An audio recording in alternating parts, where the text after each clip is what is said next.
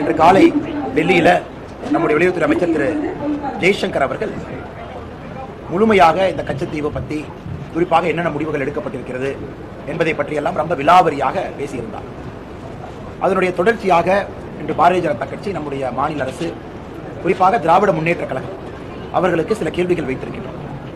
இத்தனை காலமாக திராவிட முன்னேற்ற கழகம் அதனுடைய தலைவர்கள் எல்லாம் தமிழகத்திலே சொன்ன கட்டுக்கதை, கச்சத்தீவு காங்கிரஸ் ஆட்சி கொடுத்துட்டாங்க, எங்களுடைய போராட்டத்தையும் தாண்டி கொடுத்துட்டாங்க, எங்களை கேட்காம கொடுத்துட்டாங்க, அதனால் நாங்கள் கண்டனம் செய்கின்றோம் என்று பாராளுமன்றத்திலிருந்து வெளிநடப்பு செஞ்சாங்க. குறிப்பாக அப்பொழுது பாராளுமன்ற உறுப்பினராக இருந்த செலியன் ஐயா பாராளுமன்றத்தில் இதை பற்றி தெல்ல தெளிவாக என்ன பேசியிருந்தார்னா, அப்போதைய முதலமைச்சர் டாக்டர் கருணாநிதி அவர்கள்ட்ட யாருமே கேட்கல, எங்களுடைய அனுமதி கேட்கல, எங்களுக்கு தகவல் கூட சொல்லல, காங்கிரஸ் அரசு எதையும் கேட்காமல் அவர்கள் பாட்டு கச்சத்தீவு கொடுத்திருக்கிறாங்க, இதை வன்மையாக கண்டித்து நாங்கள் வெளிநடப்பு செய்கின்றோம் என்று கலாட்டா செய்து அன்னைக்கு உள்துறை அமைச்சராக இருந்த ஸ்வரன் சிங் அவர்களை பாராளுமன்றத்தில் பேசக்கூட திராவிட முன்னேற்ற கழகத்துடைய எம்பிக்கள் விடல, குறிப்பாக செலியன் அவர்கள் விடல. காரணம், தமிழக மக்களை வஞ்சித்திருக்கின்றார்கள், ஏமாற்றிருக்கின்றார்கள். ஆனா இன்னைக்கு கச்சத்தீவு சம்பந்தமாக பெறப்பட்ட ஆவணங்கள், ஆர்டிஐ மூலமாக பெறப்பட்ட ஆவணங்களை ஒரு முறை படிக்கும் பொழுது மிக தெளிவாக அன்னைக்கு நம்முடைய வெளியுறவுத்துறை செயலாளர் கேவல் சிங் அவர்கள், director historical division P K Basu அவர்களோடு இணைந்து கலைஞர் கருணாநிதி அவர்களை secretariat conference room 4 saint George மெட்ராஸ்ல 19 ஜூன் 1974 காலையில 11 மணிக்கு சந்திக்கிறாங்க. அந்த சந்திப்பு 1 மணி நேரம் செல்கிறது. அந்த சந்திப்பு முடிந்த பிறகு அந்த சந்திப்பினுடைய குறிப்புகளை டைப் அடிச்சு வெளியுறவுத்துறை அமைச்சர்களுக்கு ஒரு இன்புட்டாக அதை பதிவு செய்திருந்தார்கள். இத்தனை காலமாக இது கிளாசிஃபைட் மெட்டீரியலாக இருந்துச்சு. இன்னைக்கு அந்த மினிட்ஸ் ஆஃப் த மீட்டிங்கை நாம் பார்க்கும் பொழுது அதில் மிக தெல்ல தெளிவாக தெரிகிறது, கச்சத்தீவு கொடுப்பதற்கு 1 மாத காலத்திற்கு முன்பு வெளியுறவுத்துறை செயலாளர் கேவல் சிங் அவர்கள் தமிழ்நாட்டினுடைய முதலமைச்சர் திரு கருணாநிதி அவர்களை சந்தித்து அனுமதியை பெற்று அதன் பிறகு கச்சத்தீவு இலங்கைக்கு கொடுக்கப்பட்டது என்பது தெல்ல தெளிவாக இந்த நோட்ஸ் நமக்கு காட்டுது. இந்த நோட்ஸ் பார்த்தீங்கன்னா இது போல கிட்டத்தட்ட ஒரு 9 பக்கத்திற்கான நோட்ஸ். அவங்களுடைய 1 மணி நேரம் நடந்த பிரீஃபிங் என்ன பேசினாங்க அப்படிங்கிறது 9 பக்கத்துக்கான நோட்ஸ். இதை முழுவதுமாக இன்னைக்கு பத்திரிகையாளர்கள் நாங்கள் வெளியிடுகின்றோம். நேற்று பேசியது, இன்று பேசியது எல்லா காப்பியும் உங்களுக்கு கொடுத்துறோம்.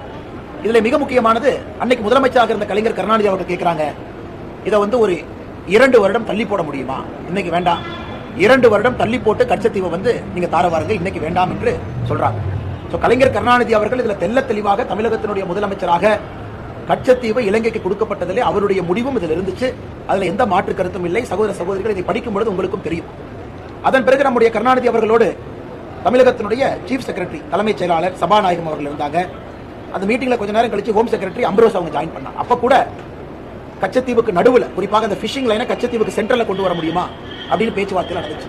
ஆனா கடைசியாக கருணாநிதி அவர்கள் கச்சத்தீவு காங்கிரஸ் அரசு இலங்கைக்கு கொடுப்பதில் சம்மதம் தெரிவித்தது மட்டுமில்ல, சின்ன விதமாக நான் போராட்டம் நடத்திக்கிறேன், இதை நான் லோக்கல்ல ஹேண்டில் பண்ணிக்கிறேன், இதை பொலிட்டிக்கல் இஷ்யூ வரும்பொழுது நான் பார்த்துக்கிறேன், அந்த அளவுக்கு கருணாநிதி அவர்கள் அன்னைக்கு வெளியுறவுத்துறை செயலாளர் திரு கேவல் சிங் அவர்கள்ட்ட பேசியிருக்காங்க.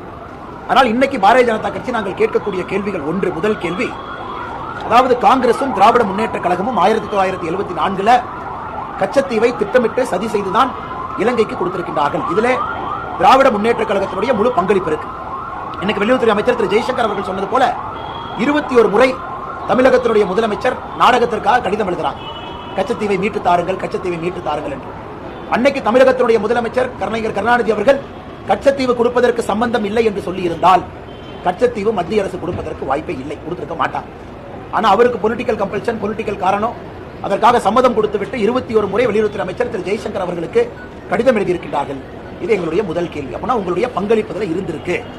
இன்னைக்கு தமிழகத்தினுடைய மீனவ சொந்தங்கள், குறிப்பாக ராமநாதபுரம் பகுதியில் கச்சத்தீவு கொடுத்த பிறகு இந்தியாவுடைய ஜியோகிராபிக்கல் பவுண்டரி எல்லை சுருங்கி இருக்கிறது. அதற்கு காரணம் மாபெரும் துரோகம் செய்தது காங்கிரசும் திராவிட முன்னேற்ற கழகமும். இரண்டாவது, காங்கிரஸ் திமுக இருவரும் எப்பொழுதெல்லாம் சேர்கின்றார்களோ அப்பொழுதெல்லாம் இந்தியாவுடைய பகுதி ஏதாவது கொடுக்கப்பட்டது. குறிப்பாக காங்கிரஸ் தனியாக இருந்தபொழுது அக்ஷய் சின், அருணாச்சல் பிரதேச ஒரு பகுதி, இதையெல்லாம் காங்கிரஸ் அவர்கள் கொடுத்திருக்கிறார். திமுக சேர்ந்த பொழுது கச்சத்தீவு கொடுத்திருக்கிறாங்க. இந்திய இறையாண்மை மீது திராவிட முன்னேற்ற கழகத்திற்கு நம்பிக்கை இருக்கிறதா? இல்ல 1960 பேசின அதே பேச்சை தான் அவங்க பேச போறாங்களா?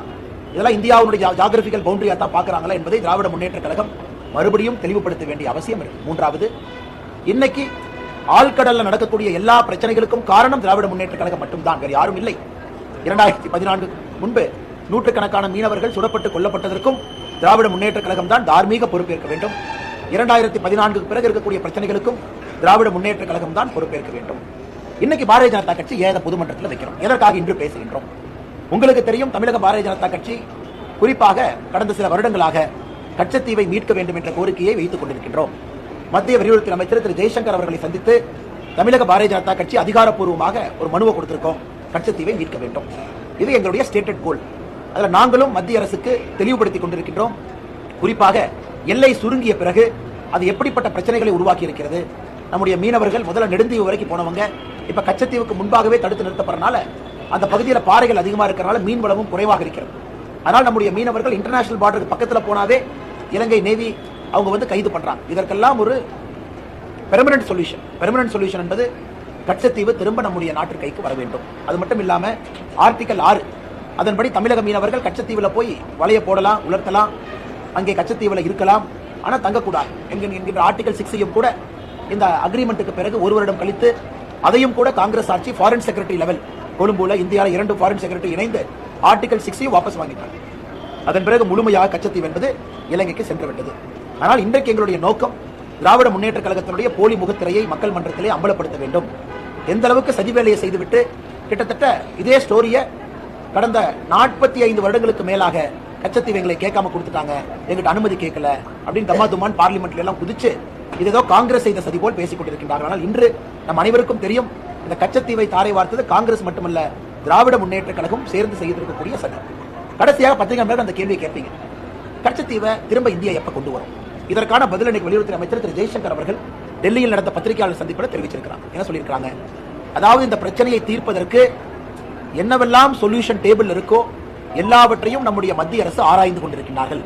அதற்கு மேல் ஒரு மாநில தலைவராக பாரதிய ஜனதா கட்சி ஆட்சியில் இருக்கும், இதற்கு மேல் நாம் பேச விரும்பவில்லை. ஏன்னா பாலிஸ் அண்ட் சென்ட்ரல் கவர்மெண்ட் கோர்ட் குறிப்பாக இன்னைக்கு வெளியுறவுத்துறை அமைச்சர் சொன்ன பதிலே போதுமான பதில். டேபிள் மேல் இருக்கக்கூடிய எல்லா சொல்யூஷனும் ஆராய்ந்து கொண்டிருக்கின்றோம். இதனுடைய அடிப்படை என்னன்னா, தமிழகத்தினுடைய மீனவ சொந்தங்கள் பாதிக்கப்படக்கூடாது. அதற்காக எல்லா ஆங்கிளையும் பார்த்துக்கிட்டு இருக்கிறாங்க. ஆனால் நிச்சயமாக நல்ல முடிவு இந்திய அரசு எடுப்பார்கள் என்கின்ற முழு நம்பிக்கை எங்களுக்கு இருக்கு. காரணம், மோடி அவர்கள், ஜெய்சங்கர்ஜி அவர்கள் இவரெல்லாம் தனி கவனம் இதில் செலுத்துறாங்க. ஆனால் இன்னைக்கு நாம் தெரிந்து கொள்ள வேண்டும், இது இல்லீகலி இலங்கைக்கு கொடுக்கப்பட்ட ஒரு பகுதி. இதுதான் உண்மை. இது அன்னைக்கு அடல் பிகாரி வாஜ்பாய் ஐயா பாராளுமன்றத்தில் மிக மிக கடுமையாக எதிர்த்திருந்தார்கள்.